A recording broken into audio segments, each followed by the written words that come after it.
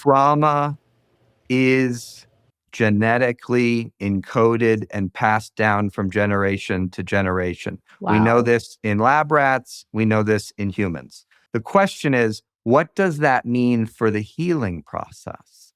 You need to know something about where you came from. It's Yeah. just like God says to Hagar, where have you come from?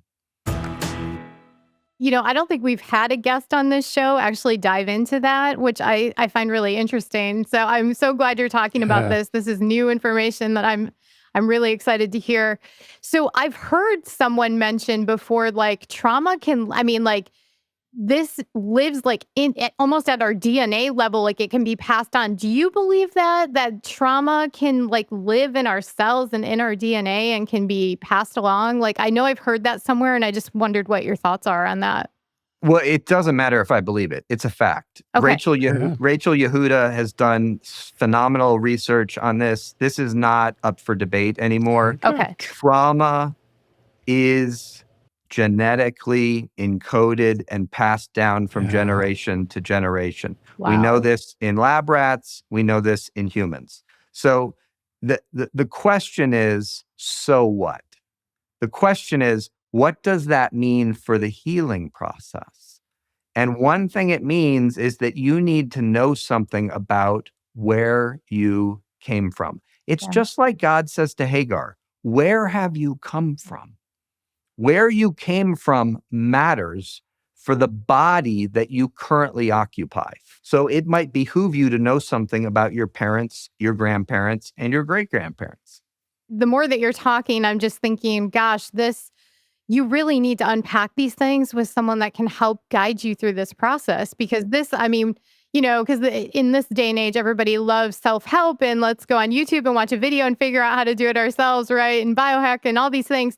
But it's like this really requires someone that's been trained to help us navigate that, because just unpacking the stories alone is not going to lead you towards healing, because now you have to do something with those. So what are Yes. some recommendations for people who might be listening who have experienced trauma and hurt and betrayal, and they're ready to take that next step, but they don't really know what to do next? What would you Well, recommend to them?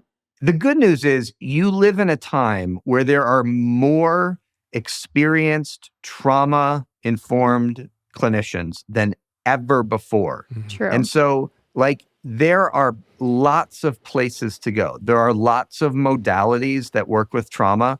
The only thing I would encourage listeners to do is to make sure they start working with someone who is trauma-informed and trauma. And the trick with this is people will say they're trauma-informed and they're not. So you need to ask some questions.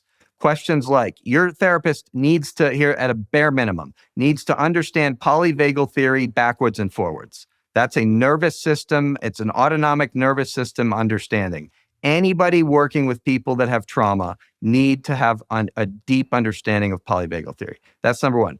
Number two, they have to be able to engage narratives of trauma. So the Allender Center, for example, it's the allendercenter.org. They train people in how to engage trauma narratives. So that's a great place to go. They have a website. They have find a clinician directory. So that's a place to go. You can go to Google, put in your zip code, and find an internal family systems practitioner, for example. That's a great modality for working with trauma. Internal family systems. EMDR is a great modality. The question is, what's best for you in terms of the feeling and the rapport that you have with the person you're working with? Yeah. Wow. That's encouraging that certainly that help is out there. Adam, you touched on something, the body itself. Talk a little bit more. When we think about trauma in therapy, we think about just memories in the mind and stories, but there's a physical aspect to it. Explain how all that works together and why that's so important to be aware of. Well, trauma does not exist conceptually. Trauma resides in your body. Trauma resides in your body. Now, this is an overstatement, but I say it because it helps people understand it. It resides from your neck down. Now, that's not true. It very much occupies places in your brain. But people in the West tend to have a massive dismissal of the neck down, whereas your sensations in your gut, butterflies in your stomach, lumps in your throat, tightness in your back, a constriction in your chest, those are gold mines for working with trauma. If you are not connected to the visceral sensations of your body, the first step in recovery is getting reconnected to the sensations in your body, which anyone can do. They can grow a part of their brain called the anterior insula, which is the part that allows me to notice what I'm feeling in my right knee, what I'm feeling in my stomach. But lots of people are disconnected from their bodies. So the first step is to reconnect. The second step is, will you listen to the sensations that are coming up? Will you treat those as valid forms of data, or will you dismiss them as a stomach ache?